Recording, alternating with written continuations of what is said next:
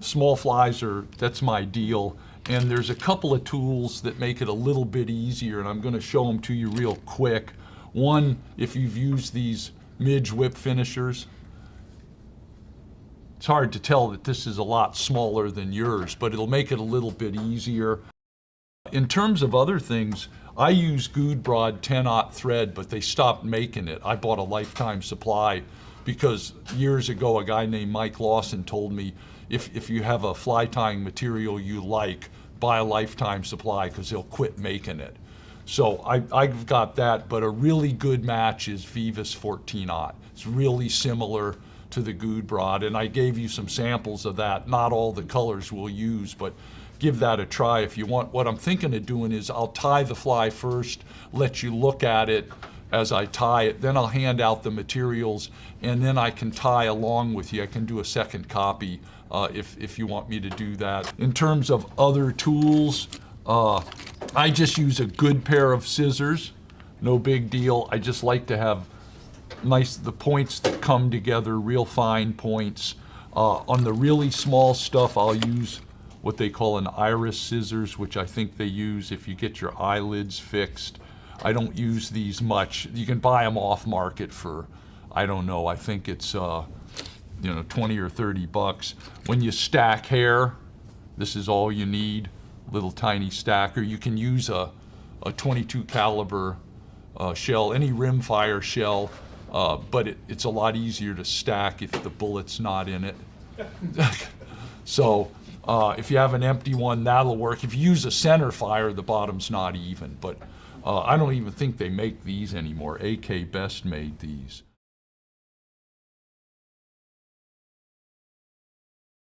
I'm going to start off with this sparkle bar emerger, and all it is a variation of the bar emerger, which is a great pattern. And what I'll do is I'll tie it, then I'll walk around, start you off, give you the materials, and we'll start off with it. This will be a size 22, which is a pretty standard small fly size. I think when we get below 22s, you'll hook fish, but it's harder to keep them on. So the first fly, I'm going to use brown thread. You don't have that, so pick brown or black when it comes time for you to tie if you want to try this thread out. The trico thread we're going to use for a specific pattern. In terms of magnification, these are 2.5 power reading glasses, and then I have 2.5 power flip downs, so I get 5 power, which is fine for as small as I tie. The reason I like the flip downs is if you have a straight 5 power eyeglass or reader glasses, you can't see what's on your table. You can't see the materials. So I can flip these up and look at what I've got on my table and then flip them down and tie the fly. So let me tie this first one. We'll start off with a size 22 TMC 100, which is a dry fly hook. I'm not gonna bend the barbs down. Some of these are barbless, some of them aren't, but if you see a barb, I would normally bend them all down.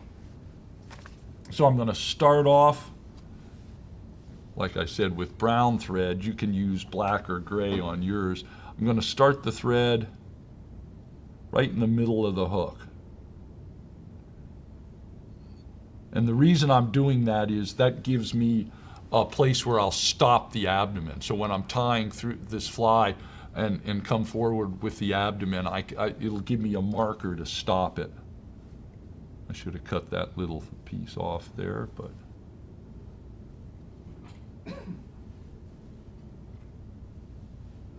Okay, let me.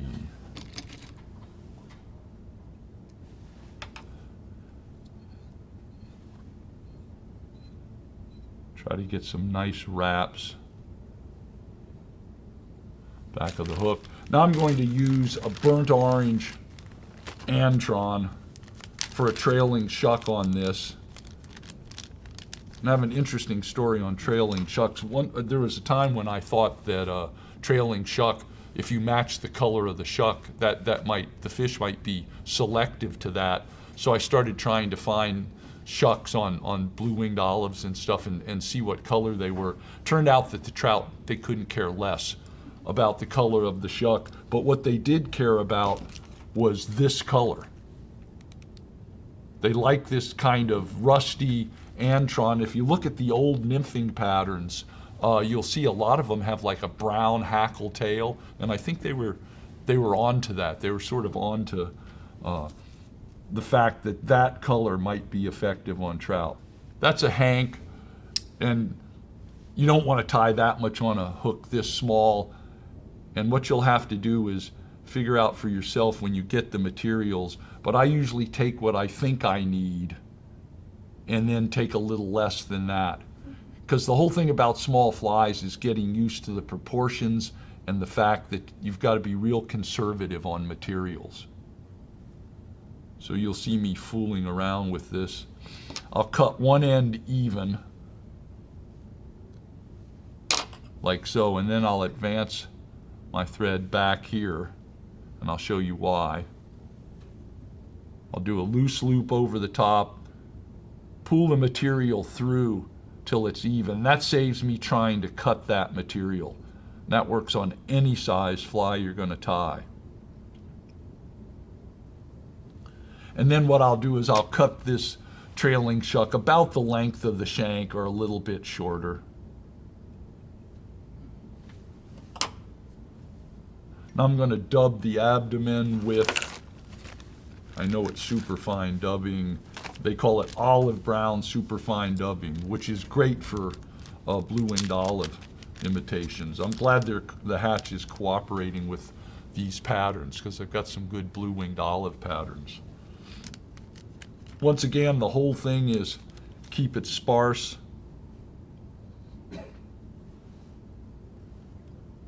Most small fly patterns are pretty small. You don't have a lot of materials. I mean, how much can you dub onto a hook, a size 22 or smaller hook?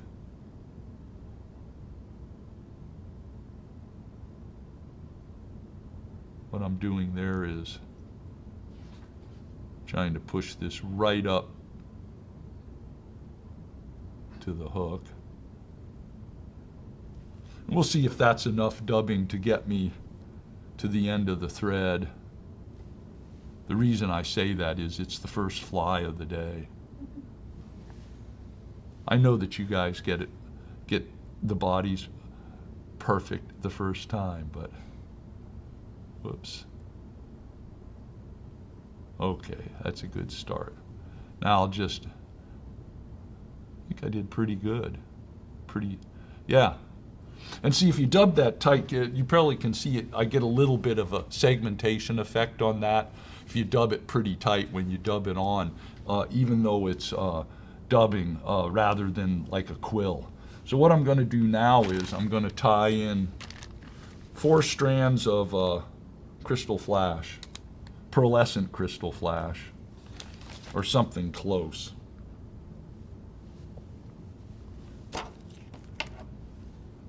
And I'm just cutting these to size, and these will end up forming a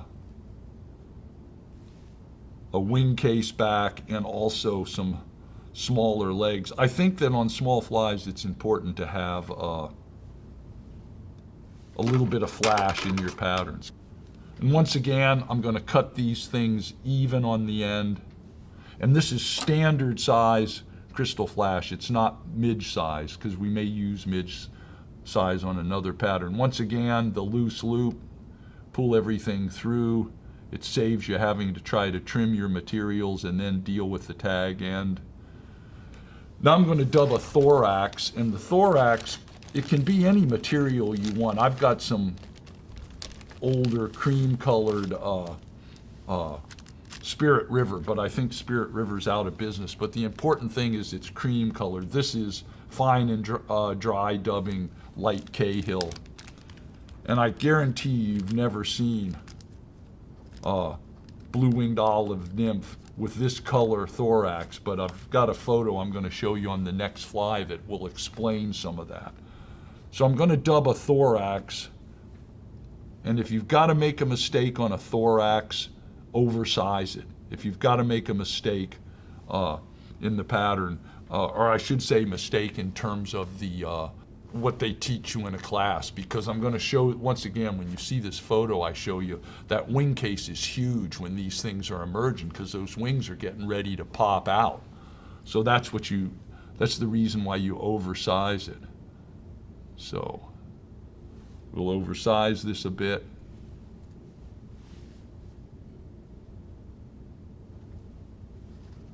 Do I have a strand of material over there? Yeah. Oh, there it is.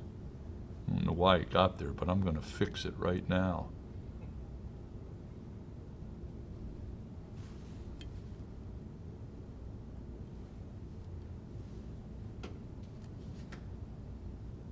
I don't want to oversize that too much. Okay, now I'm going to pull the material,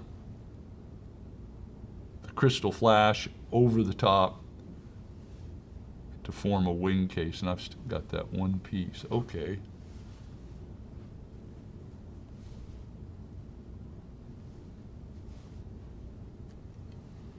So now I've got a little bit of flash on the wing case, and to add a little more flash, I'm going to separate these and tie little legs on each side, and they'll pick up a little more light. So I'll separate 2 for each side. And if I get into trouble and break one off, I always tell people that then I can market this fly as Ed's crippled emerger, because there's always a way to fix a pattern. So I'll pull them along the sides, and I'll tie off the head and whip finish it, and then I'll cut them to size. When I whip finish, I'll do 2 or 3 whip finishes, tie it off, and then I'll do a couple more. And I don't use any head cement, because if you use head cement, it's going to end up in the eye of the hook, and it's one more step. Most of these flies won't hold up long enough so that that's really going to be an issue with it. So I don't use head cement. If you tie the eye shut, those are good ones to give to your friends. You don't want to keep them for yourself. Okay, let me trim this off, trim the legs to size, then I'll pass out materials, and you can tie along with me if you want. We'll do another.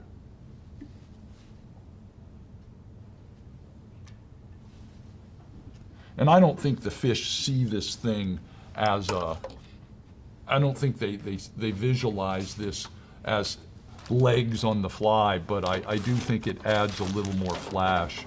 I'm also going to put this in a hemostat and let you look at it. It's smaller than what you're seeing up there.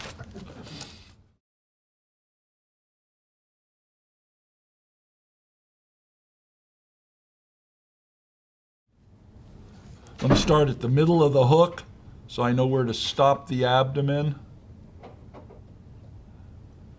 Wind back to the bend.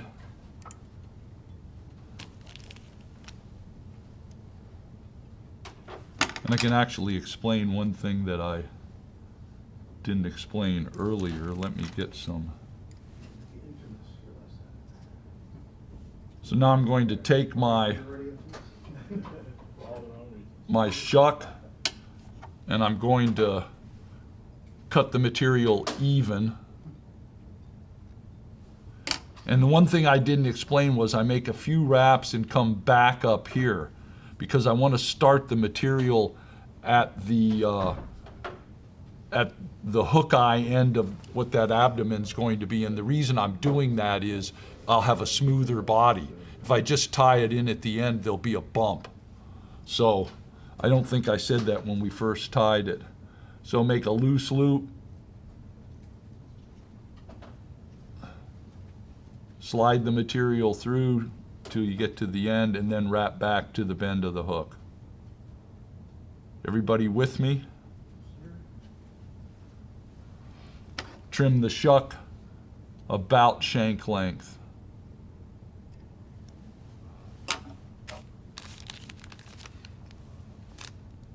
Next step is the dubbing. Try to dub it on your thread as fine as you can.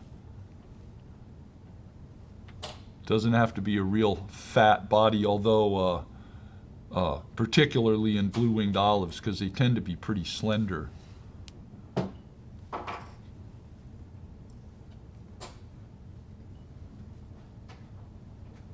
Dub it on the thread.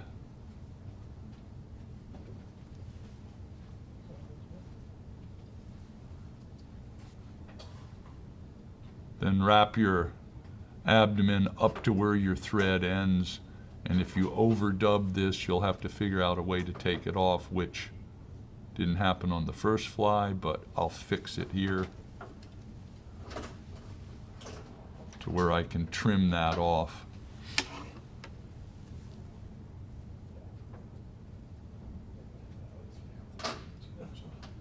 When I fixed that, I don't know if you were watching, but when I fixed that, you see where I used a hand to move the thread away from my scissors?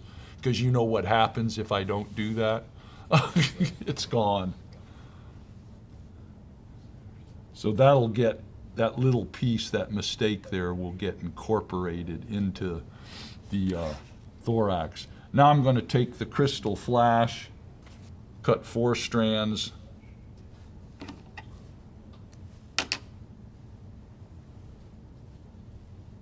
for my wing case.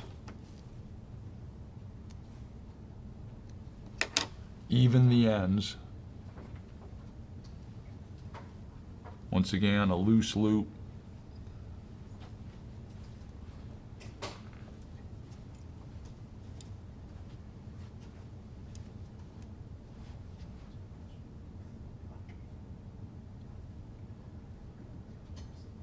And pull it through so that you don't have to trim it.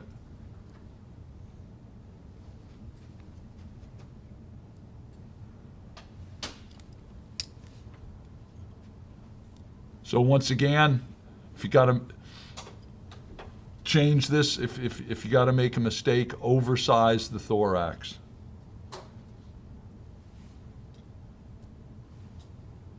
This one's not as big as the original, but it's pretty good. So we got a thorax.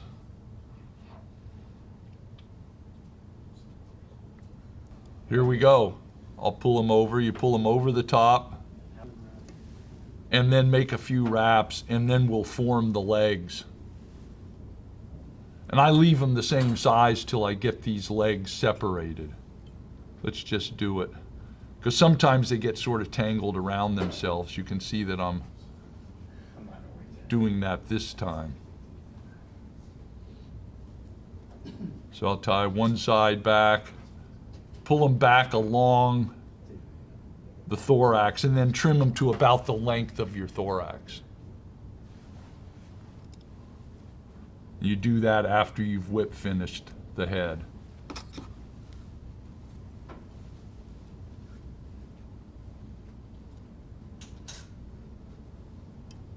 Three whip finishes, and then 2 more.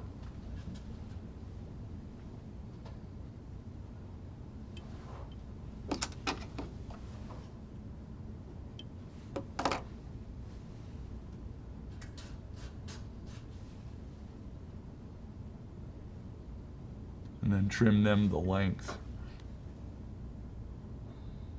And I really think those little legs help, but I can't prove that. But the thing I can prove is it gives me more confidence in the fly, which means I'll fish it longer and I'll concentrate more when I'm fishing it because I think it's going to catch fish. And this one's kind of unique.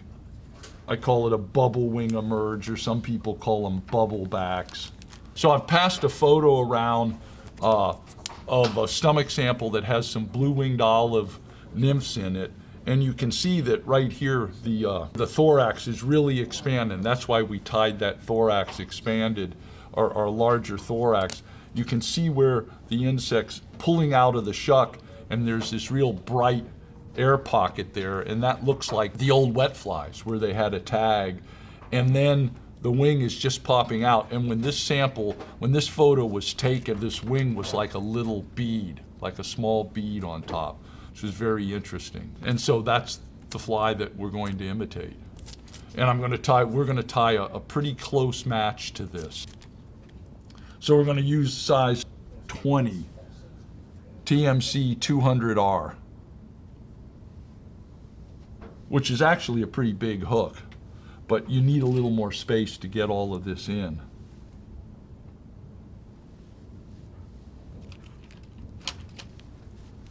I'm going to put a base of thread down at the front of the hook. We'll see why in a minute.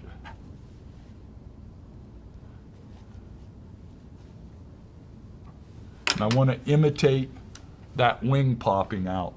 So what I've done is I've taken some silver-lined glass beads, and these are, I think they call them killer caddis glass beads. This will be a size small, and what I've done is I've threaded a few on a piece of unwaxed white dental floss. So I've threaded a few on that, and what I want to do is I'm going to slide one bead up to the end of the thread. I'm going to loop the thread over.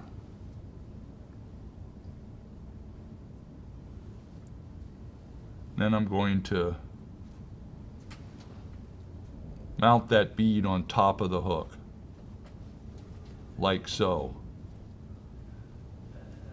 And let me show you how that worked again.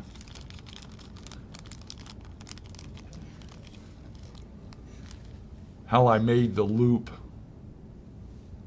And I'm not going to tie this down, but slide it up, and you can put them on the dental floss, sit in front of the TV or something. I get a few of these ready, and you have a loop like that, and then you turn it over and bind it down. I tried it with wire, I tried it with thread. The thing about this dental floss is your thread will bite into it, and it's a lot easier to hold it in place. With wire, it tends to roll when you're tying it down. This makes it real easy. In the class that Charles took, a dentist showed us that you can get black dental floss too, which some people prefer when they tie this. But I've threaded these up for you guys so you don't have to thread them on dental floss, and that's why I don't want to use up yours unless you want to thread your own. Okay. I'll tie this down a little bit, and then what I'll do is I'll cut it, the two tail pieces, differentially, so it'll help me start the taper on the fly. So I get a little bit of a taper there. I'm going to work down into the bend of the hook, and then I'm going to turn the fly slightly. Now, once again, according to the photo, we've got to get a couple of tails on this. So I'll take some microfibbits. So I'm going to take some synthetic tailing fibers, and this is like a medium dun color. I'm going to take 2 of them, and I'm going to tie in a separated tail or divided tail.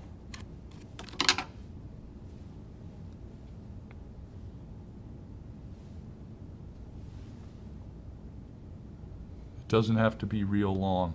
What I do is I hold the 2 fibers on my side of the hook, do a little bit of a loose loop, and when I come over the top the second time, I tighten down. And that, if you start them on your side of the hook and tighten down, it'll sort of roll them to the top of the hook. Whereas if you started on the top of the hook, it's going to roll them to the opposite side, and they won't set up right the way you want them, right in the on top of the hook.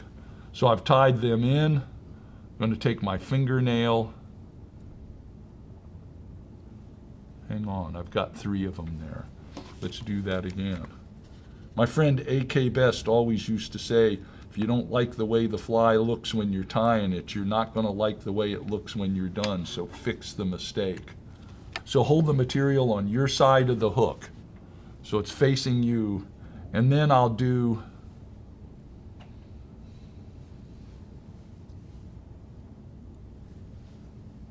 I'll loop over the top. So I'll tie over the top, and then I'll kind of tighten.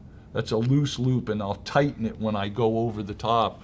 And what that does is it rolls them up on the top of the hook. So they're on this side, and then they roll up on the top when you tighten it.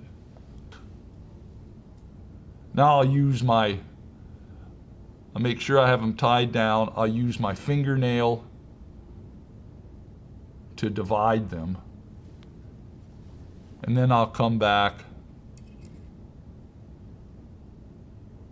between the two. So what I've done is I've divided them with my fingernail. I come between the two over the top of the hook. When I get to the bottom of the hook, I can tighten up, do a wrap, and then I'll go around the other side too.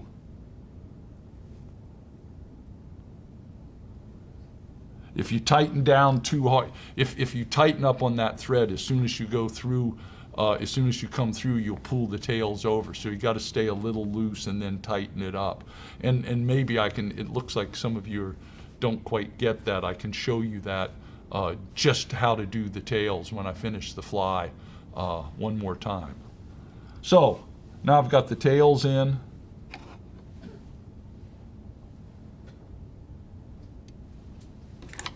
Trim that off, maybe build up this base a little bit.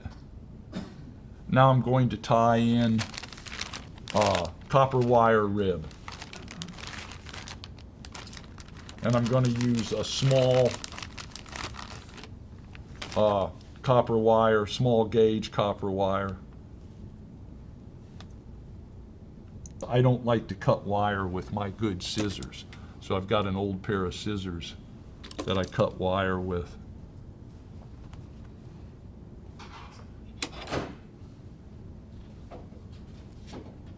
You can see I'm going to mount the wire once again to keep the body nice and smooth. I'm going to mount this wire up what will become the thorax.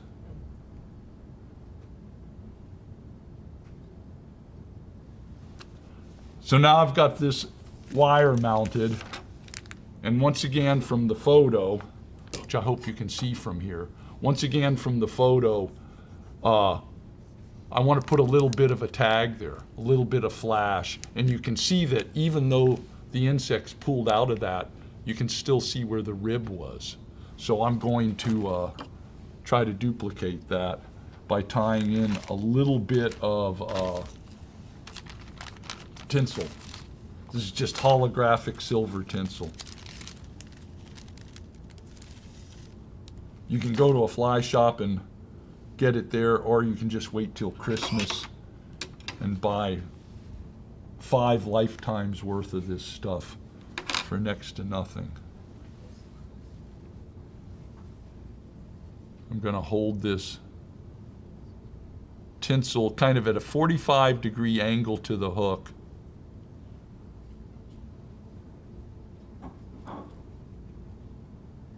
And tie it in and trim off the tag end.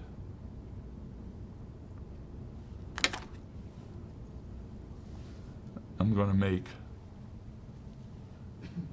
1 or 2 wraps, and that's it. And that's to imitate that kind of bright bubble that's in the shuck before the insect's fully out.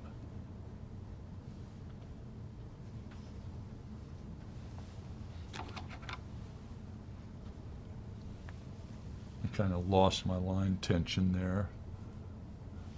I'll trim off the tag end.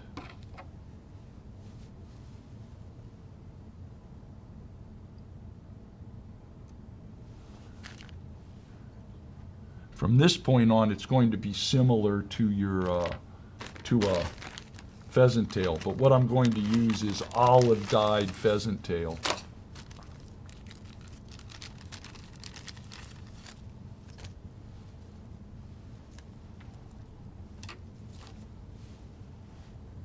And I usually take 3 fibers,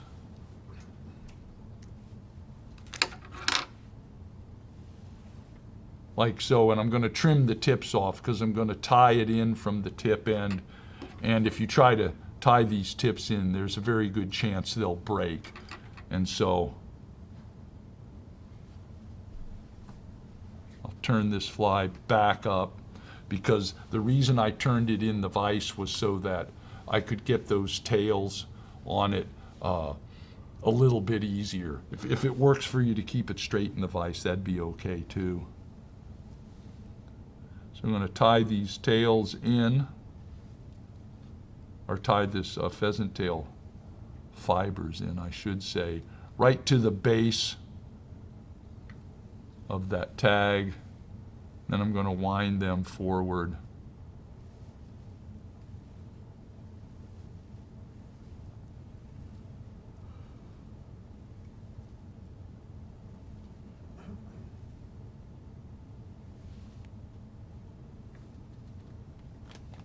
Do you see me hesitate a little there? I was trying to decide, can I get one more wrap of pheasant tail around the hook, and almost always on a small fly. If you're thinking, can I get one more? You can't get one more, but I managed to do it. Okay, so I'll trim off the excess.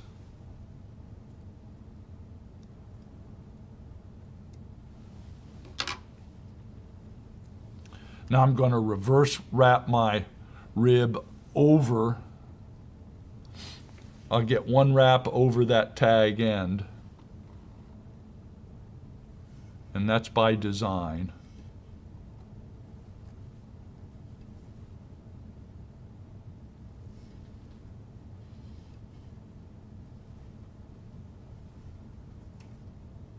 And I'll wrap up to the front of the pheasant tail.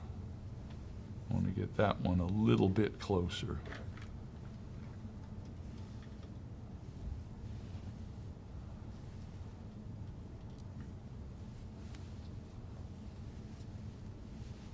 Okay, so far I've got that little bit of tag, just a little bit of flash at the end of the fly to represent where it's pulled out of the shuck. I'm going to hook pliers onto this, and what I like to do is helicopter it off to break it. And it usually breaks pretty easy. That's pretty good wire. The reason I do that is because if you cut it with a scissors or you cut it with a tool, you'll get this tag end, and then you've got to crimp the tag end down and deal with that. And by the time you do that, you could have just helicoptered it off. And so that's how I do it. Now, rather than do a standard peacock thorax on this, I'm going to use ice stub. But before I do that, and I'll explain why, I'm going to tie in a little stub of a wing, because that's a glass bead that I tied on, and the glass bead, the silver lined glass bead, it's heavy. It has a little weight to it, and I like this fly to be sort of neutrally buoyant. And this, it's sort of treated post material, parapost material. This will add a little bit of sort of neutral buoyancy to the fly. I used to tie a real sparse hackle, but I don't do that now because this is just a little easier, and I hated tying hackle on that wasn't going to float it, but just slow its descent down. So I take the material,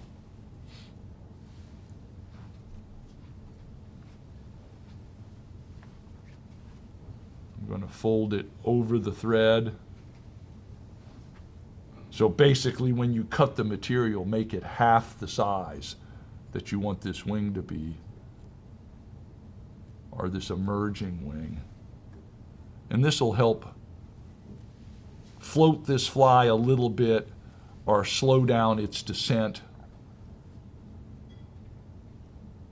when it's in the water. So I've tied that in, and now I'm going to take, as the final step, some either pheasant tail or peacock ice stub. And I'll show you why I say that is, if you've ever used ice stub, this stuff Sometimes you'll get a package of it where there's real long strands, like here. And those strands are hard to work with. So you can get sometimes pheasant tail or another color that's pretty close where it's more like dubbing. And it's going to be easier for you to dub it. I've got some, I think this is peacock here, that's easier to dub.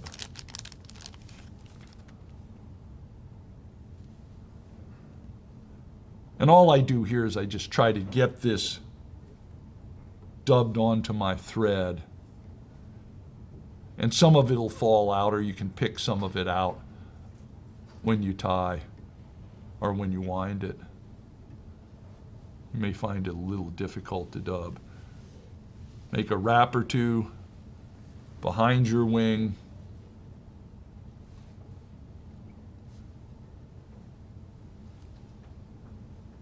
A wrap in front, and now I'm going to come in front of the bead, maybe lift it a little.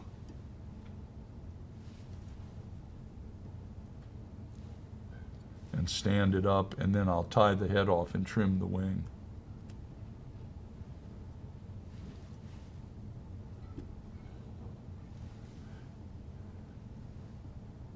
And if you overdub this, it's very easy to get this stuff off. And then just make a final wrap.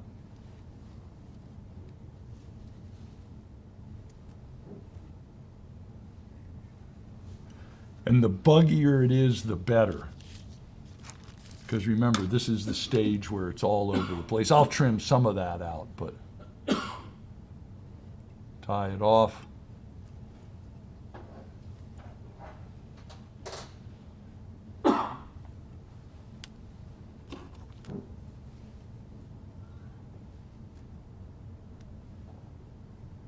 And I'll trim this about like that. And that'll give this a little bit of flotation, or once again, slow its descent. And like I said, this has probably the most steps of any fly that I tie.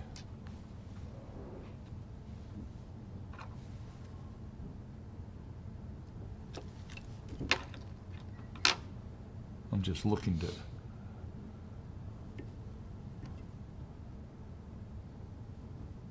one thing about that way that I showed you to tie tails is if they get out of position, you can push and pull them and do whatever you want and they'll stay in place.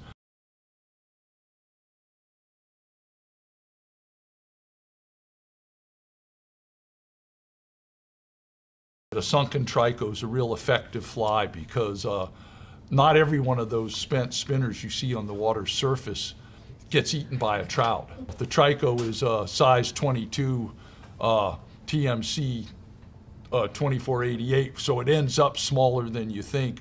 But if we do that, I'm going to do this how to divide tails demo with a bigger hook because it'll help you, because we're going to tie this tail, we're going to divide 3 tails. This is how to do divided tails. I'll do a real quick demo with larger material so you can see what I'm doing. It's hard to see those fibers. I'm going to put a monstrous hook in here, and I'm going to use javelina for the tails for the demo so you can see it. First way to do this is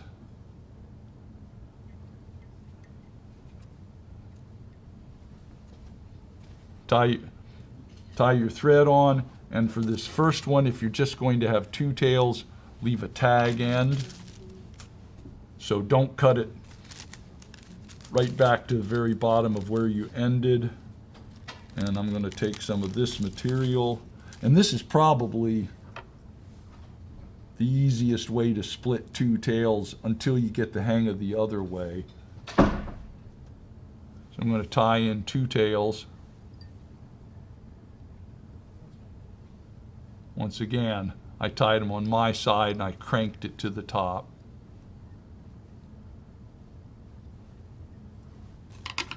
And I can trim this off. And now all I've got to do, if I have to split the tails with my fingernail, do it. All you got to do is pull the thread between the two, and that'll keep them divided. And tie it off. So you pull the thread up between the two, that divides it, you're good to go. Now I'll show you the way that we did it on the last pattern.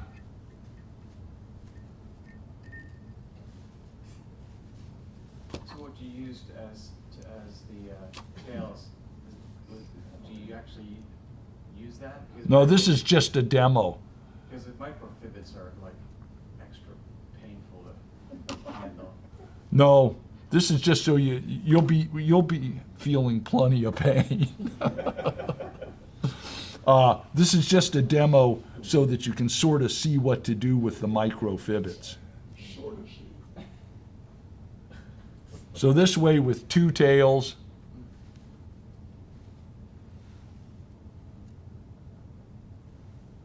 you'd hold them on your side of the hook, roll them up to the top. You notice that I wound the thread for this demo. I just got to get these down. This won't happen with microfibbits. Wind your thread down to the base of those tails. Use your fingernail to split them. Make sure they're not crossed. Now you come up, the one closest to you, come between it and the hook. Make one wrap. When you're going under the hook, stay soft. When you come over the top, tighten up.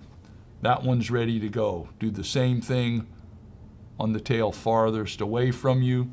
When you come up on the bottom side of the hook, tighten up. And they're not moving. If they're not in position, you can push them and pull them anywhere you want. They're good to go. And it's hard to see when a guy's doing it with the microfibbits, and so that might be a little better explanation. And then real quick, I'm not going to talk a lot. I'm going to show you how to do that if you want to have three tails, which is going to be on the next fly. So I'm going to tie 3 fibers in and split the tails like you see on some tricos. Hardest part is getting the javelina for this demo. No. Okay. So I'm going to even these fibers.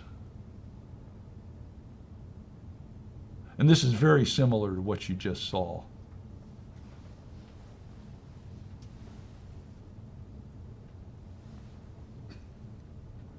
Starting them once again, my side of the hook. You come over the top, bring them to the top, raise them to the top of the hook, wind your thread back to the base of the tails. Use your finger to separate your fingernail, but make sure that you don't have any crossing over, which will be considerably more difficult with the microfibbits. So I've got my 3 tails.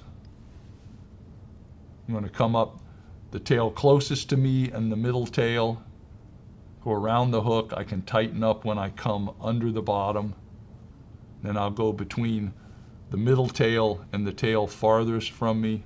Same thing, tighten up when you're coming up. Because like I said, you'll find out immediately if you tighten down too soon, it'll pull that tail totally off.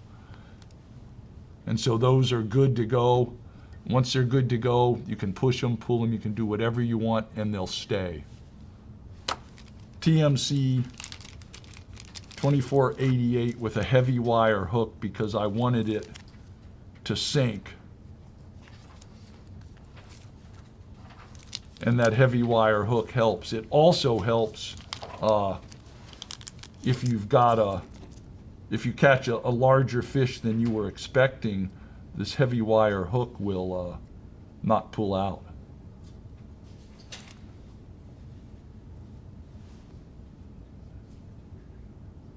So there's your 22 heavy wire hook. We tend to have larger tricos where I live than you do, but you'll see that that's a pretty short shank on that, and I think it might work here. You could probably go down. I don't think you can get a heavy wire hook in a size 24, but you could check on that. I'm going to use black thread.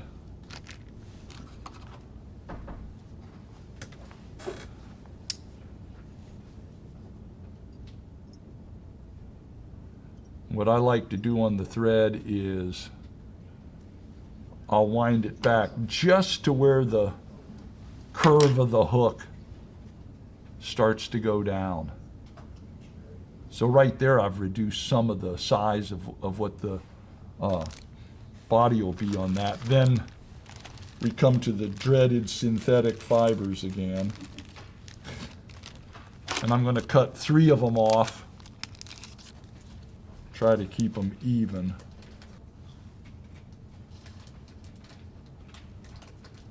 I'll make one more wrap.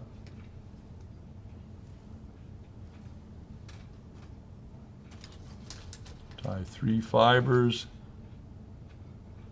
My side of the hook, tighten up, they move to the top.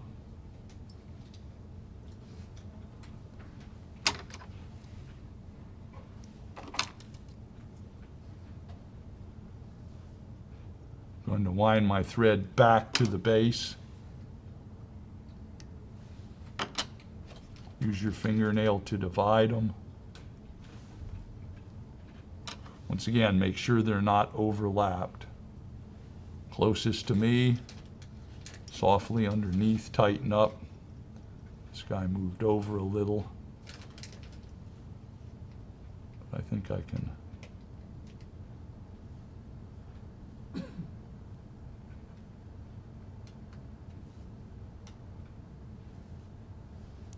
I thought they might have overlapped. Okay, now I'll go between the two.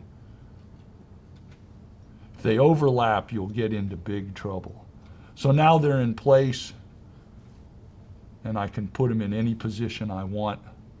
That's pretty good for 3. Do you want that long?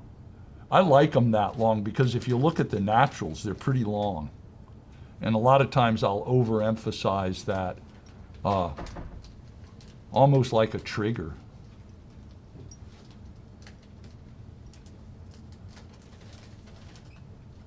And what you can do is, I don't know, your local cement spinners, if they have shorter tails, try to match the local, but they're pretty long outlets. Now I'm going to take some small size black Wapsi ultra wire. Originally, my thought on this when I came up with this fly was that it would help weight the fly down. I'm not sure that's true, but it makes real great segmentation.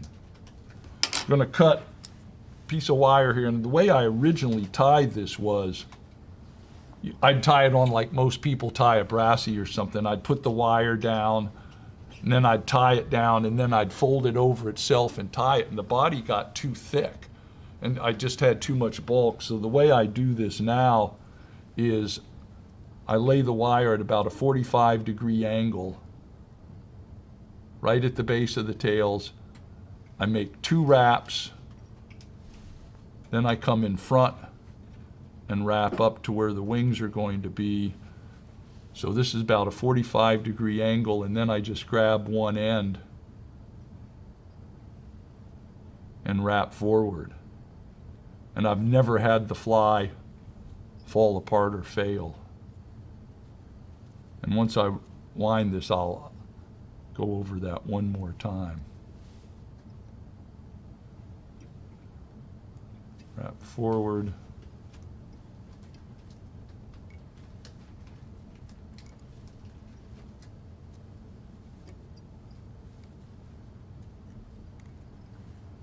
And I'll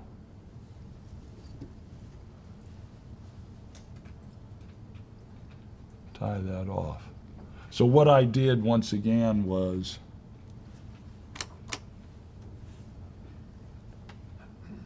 I had a relatively long piece of wire.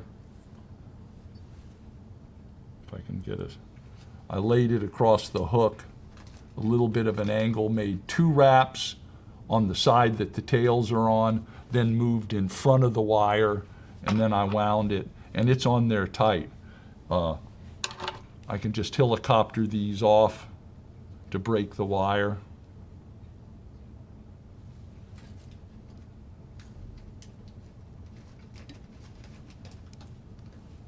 I used to cut them, and I had to make a special tool to crimp the wire down.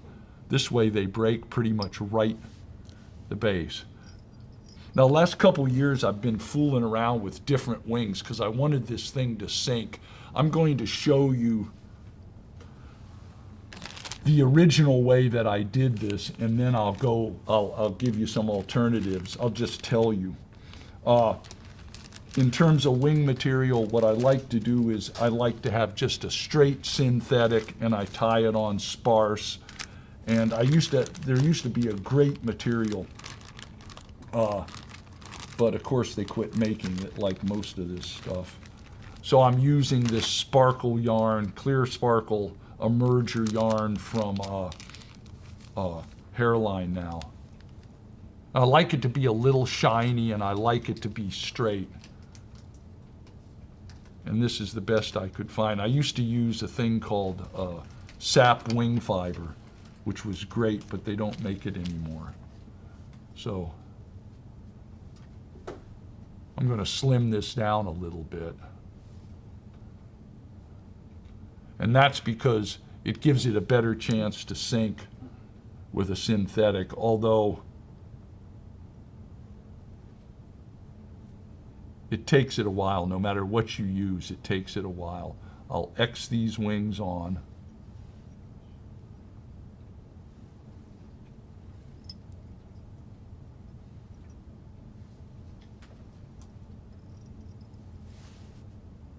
Whoops.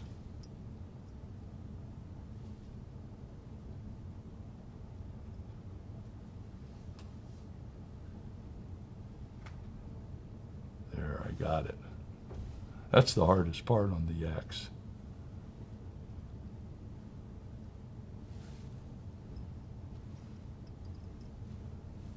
And I'm just going to trim them a little bit to get them out of the way for when I wind a thorax, and then I'll trim them to size.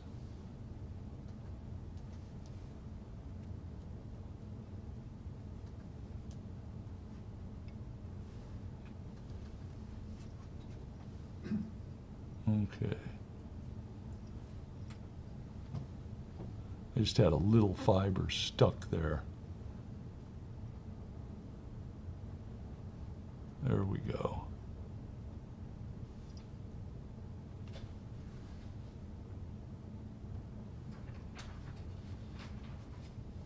Trim that guy out. And then what I use is, I usually use a smaller thorax of beaver, dyed beaver. And another wire that I've found works is chartreuse wire. Don't know why. Maybe they're taking it for a female trico, but sometimes I'll substitute chartreuse fiber or chartreuse wire. So this one doesn't have as many steps, and the actual size of it tends to be smaller than you would think from the designated, from a size 22 hook, but it's because it's a curved hook. You're just trying to make this sparse as you can. And I'll usually fish this behind a dun of some sort because it can be hard to see.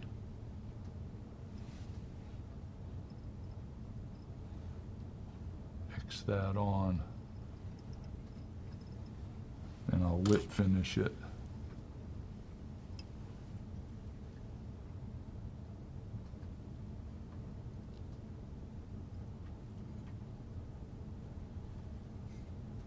There.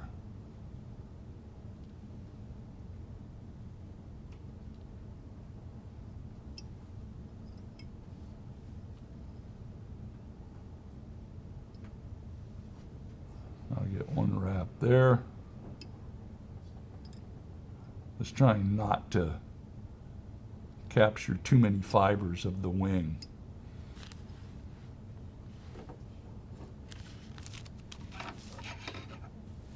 And then I'll trim the wings to size.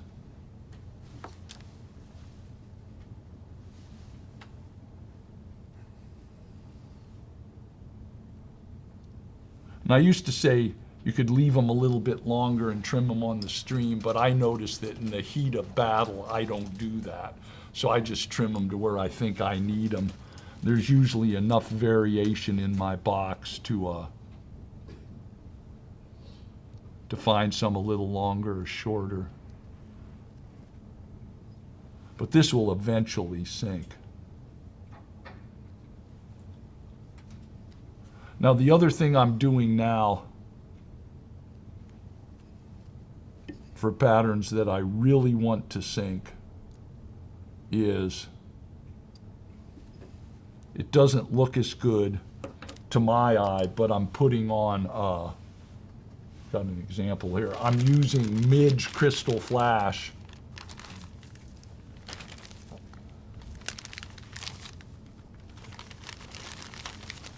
Which is real fine material, and I'm just taking 2 strands and tying this material in for wings, just 2 strands, and just having a thread thorax on it. And that thing will sink pretty quick, but this one, a lot of times they'll take it on the surface before it sinks anyhow. So I'll pass this around in a hemo for you to look at a little bit closer. And as I pass out the materials.